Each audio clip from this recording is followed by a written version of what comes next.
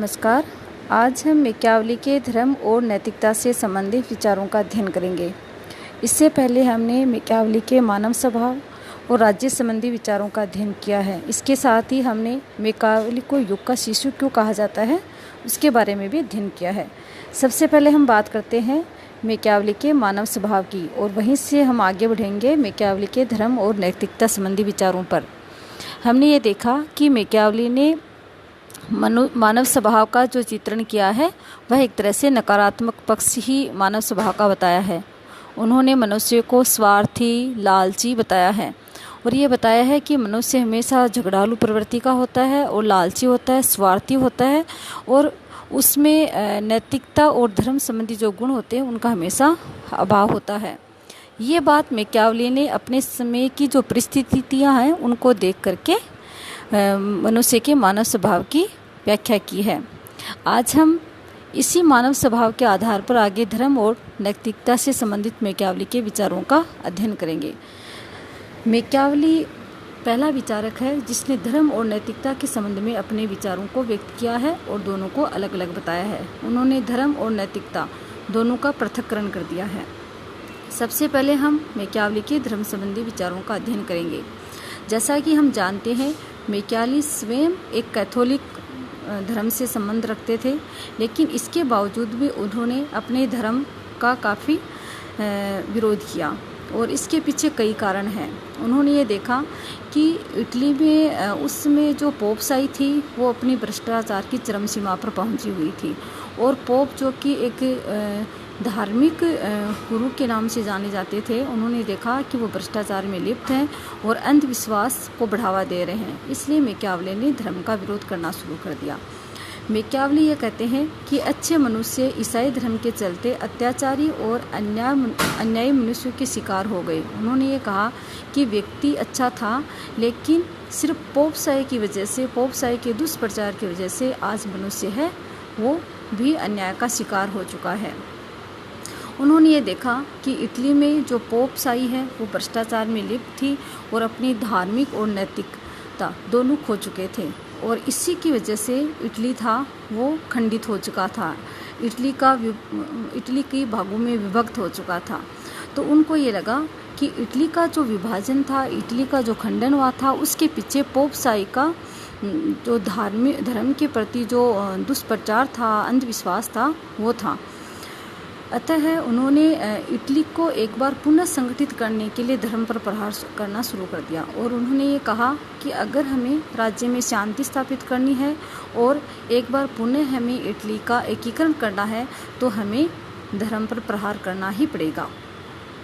अतः उन्होंने ये कहा कि व्यक्ति को धर्म को एक व्यवहारिक रूप में प्रयोग करना चाहिए, न कि सैद्धांतिक रूप में, और ऐसा ही मैकियावली ने किया। मैकियावली ने धर्म का सैद्धांतिक आधार पर विरोध किया, लेकिन उन्होंने कहा कि व्यवहारिक सूझबूझ के अनुसार ही हमें धर्म का प्रयोग करना चाहिए। जैसा कि एक विचारक हैं स्ट्रोस, उन्होंने ये लिखा है कि मैकियावली के अनुसार धर्म परिस्थितियों के मुताबिक आचरण करने में है, ना कि ईश्वर के अपरिवर्तनशील नियमों का पालन करने में। उन्होंने ये कहा कि हमें अपने धर्म का प्रयोग परिस्थितियों के मुताबिक करना चाहिए, न कि ईश्वर को आधार बना करके जो भी नियम बार बार परिवर्तित किए जाते हैं जो पोपशाही द्वारा अपने निहित स्वार्थों के लिए, हमें उसकी ओर ध्यान नहीं देना चाहिए। तो यहाँ हम ये देखते हैं कि मैकियावली हैं वो धर्म को एक व्यवहारिक रूप में ही प्रयोग करते हैं। मैकियावली ने धर्म को राज्य की लक्ष्य के लिए एक सिर्फ साधन स्वीकार किया है। यहाँ उन्होंने राज्य को धर्म से सर्वोपरि माना है, अर्थात धर्म है वह राज्य के अधीन है। अगर हमें राज्य का विकास करना है और राज्य को उत्तम श्रेणी तक पहुंचाना है, उत्कृष्ट श्रेणी तक पहुंचाना है, तो हमें धर्म को सिर्फ एक साधन के रूप में प्रयोग करना चाहिए, न कि साध्य के रूप में। और धर्म है वो हमेशा राज्य के नियंत्रण में ही रहेगा। यहाँ उन्होंने ये कहा कि चर्च को भी राज्य का अंग बना देना चाहिए। यहाँ धर्म और चर्च दोनों हैं वो राज्य का अंग होंगे और राज्य के अधीन ही होंगे। हम ये देखते हैं कि जो मैकियावली है उन्होंने धर्म और चर्च दोनों को राज्य के अधीन इसलिए बताया क्योंकि उन्होंने ये देखा कि धर्म के नाम पर जो चर्च द्वारा नित्य नए नियम जो राज्य में बनाए जा रहे थे और उससे मनुष्य जाति और सामाजिक जो अव्यवस्था फैल रही थी, जो भ्रष्टाचार फैल रहा था, जो अंधविश्वास फैल रहा था, उसको ख़त्म करना उनका मुख्य लक्ष्य था। लेकिन हमें ये नहीं समझना चाहिए कि यहाँ मैकियावली हैं वो धर्म का जब विरोध कर रहे हैं तो वो कोई अधार्मिक प्रश्न है। मैकियावली ने धर्म का विरोध सिर्फ उसकी जो निरंकुशता है उसको लेकर के किया, और जो धर्म के नाम पर जो भ्रष्टाचार फैला हुआ था उसको ख़त्म करने के लिए कहा। उन्होंने धर्म के बारे में आगे ये भी लिखा है अपनी जो पुस्तक है उसमें, उन्होंने ये कहा कि धर्म का शक्ति, दृढ़ता और पराक्रम जैसे गुणों को बढ़ावा देना है। और उन्होंने ये भी कहा कि धर्म अपने आप में कहीं कोई बुराई नहीं है, लेकिन अगर इसको पोपशाही द्वारा एक दुष्प्रचार के रूप में जनता के सामने रखा जाता है तो यहाँ वह एक बुराई है जो कि एक राज्य के लिए घातक है। आगे हम ये देखते हैं कि जो कैटलीन एक विचारक है, उन्होंने मैकियावली की जो पुस्तक है डिस्कोर्सेज, उसमें भी ये लिखा है कि राज्य से धर्म का सर्वाधिक प्रभाव होना चाहिए। इटली का पतन इसी के अभाव के कारण हुआ। भ्रष्टाचार से मुक्ति की इच्छा रखने वाले राजा और गणतंत्र को धर्म की रक्षा करनी चाहिए तथा उसके प्रति सम्मान के भाव दिखाने चाहिए। यहाँ ये कहते हैं कि एक शासक जो कि अपने राज्य में भ्रष्टाचार को ख़त्म करने के लिए प्रयत्नशील है और एक शासन प्रणाली गणतंत्र, उसको धर्म की रक्षा करनी चाहिए। आगे हम ये देखते हैं कि मैकियावली ने जहाँ धर्म की बात की है वहीं नैतिकता को भी वे साथ में लाए हैं। उन्होंने ये कहा कि धर्म और नैतिकता दोनों में गहरा संबंध है। मैकियावली ने धर्म के साथ साथ अपने नैतिकता संबंधी जो विचार हैं वो भी रखे हैं। उन्होंने नैतिकता का अर्थ लाभ से लिया है, अर्थात वो वस्तु जो कि राज्य के लिए लाभदायक है वह नैतिक है, और जो वस्तु राज्य के लिए लाभदायक नहीं है अर्थात राज्य को नुकसान पहुंचाती है वह अनैतिक है। तो उन्होंने नैतिकता के दो आधार बताए। एक तो वे कार्य जो कि राज्य के लिए लाभदायक हैं वो नैतिक हैं, और वे कार्य जो कि राज्य को नुकसान पहुंचाते हैं वो अनैतिक हैं। इसलिए उन्होंने ये कहा कि राजा जो कि सर्वोपरि है, राजा के नियम सर्वोपरि हैं और राजा संपूर्ण शक्तियों का अंतिम केंद्र बिंदु है। तो राजा को सदैव ऐसे कार्य करने चाहिए जिससे राज्य का विकास हो, राज्य की सीमाओं में वृद्धि हो। उसको वो सभी कार्य कर लेने चाहिए जो कि जनता अनैतिक मानती है। अगर राज्य के लिए, राज्य की सीमाओं के विस्तार के लिए अगर राजा को युद्ध भी करना पड़े तो उसको युद्ध भी करना चाहिए जो कि अनैतिक माना जाता है। लेकिन यहाँ मैकियावली इस युद्ध को भी नैतिकता का ही साधन मानते हैं, क्योंकि उनका ये मानना है क्योंकि ये राज्य के लिए लाभदायक है, वे राज्य की सीमाओं में वृद्धि के समर्थक हैं। तो यहाँ हम ये देखते हैं कि उन्होंने राजा को ही नैतिकता और अनैतिकता दोनों का निर्धारण करने की अंतिम शक्ति दी है।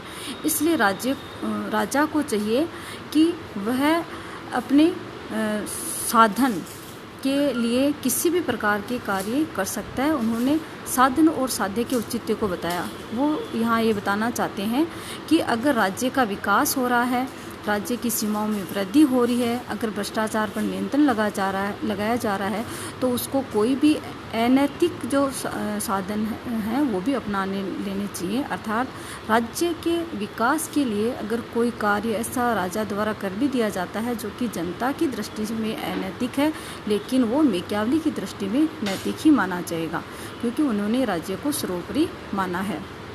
यहाँ वो ये भी कहते हैं कि राज्य की सुरक्षा के लिए जो भी साधन अपनाए जाएं वो जनता को सहज रूप से स्वीकार करने लेने चाहिए।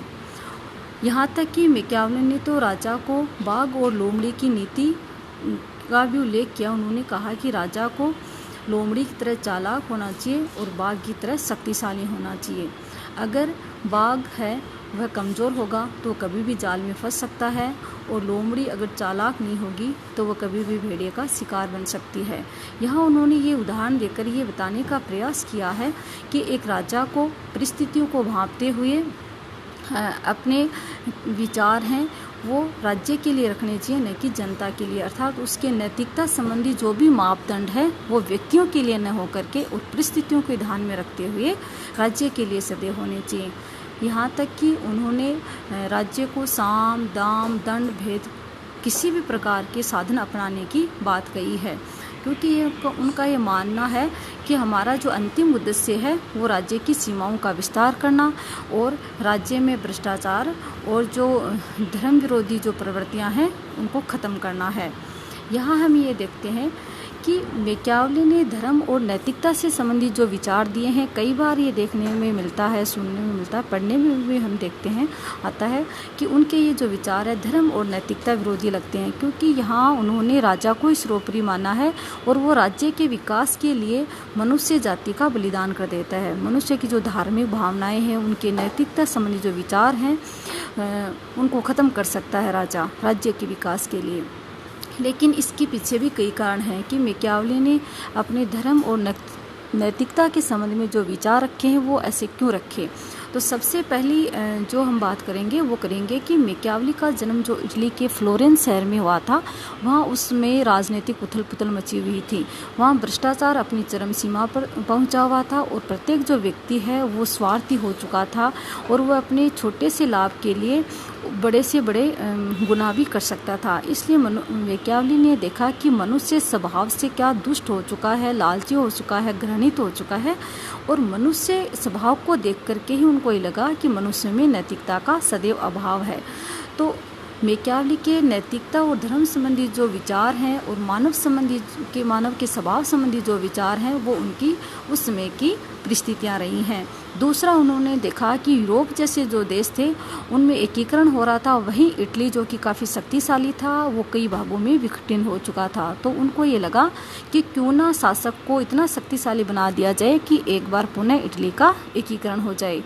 इसलिए उन्होंने एक निरंकुश राजतंत्र का समर्थन किया और राजा को सर्वशक्तिशाली बनाया कि एक राजा है उसको सर्वशक्तिशाली बना दो, उसके कानून ही अंतिम आदेश होने चाहिए और जब संपूर्ण शक्तियां हैं वो राजा में निहित कर दी जाएंगी और उसके आदेशों की पालना ही अंतिम होगी, तो वहाँ जो सामाजिक व्यवस्था है उनमें अनुशासन आएगा और एक तरह से सुदृढ़ शासन व्यवस्था के विकास के साथ साथ राज्य एक बार पुनर्संगठित होगा और राज्य का विकास भी होगा।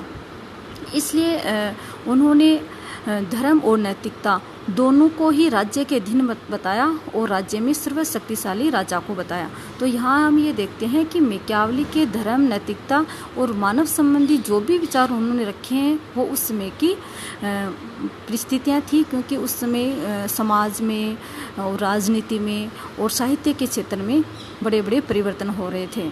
तो यहाँ हम ये देखते हैं कि मैकियावली का उद्देश्य सिर्फ और सिर्फ इटली का एकीकरण करना था और उसके लिए उन्हें एक सुदृढ़ राजतंत्र की आवश्यकता थी और धर्म और नैतिकता का पृथक्करण करने की आवश्यकता थी।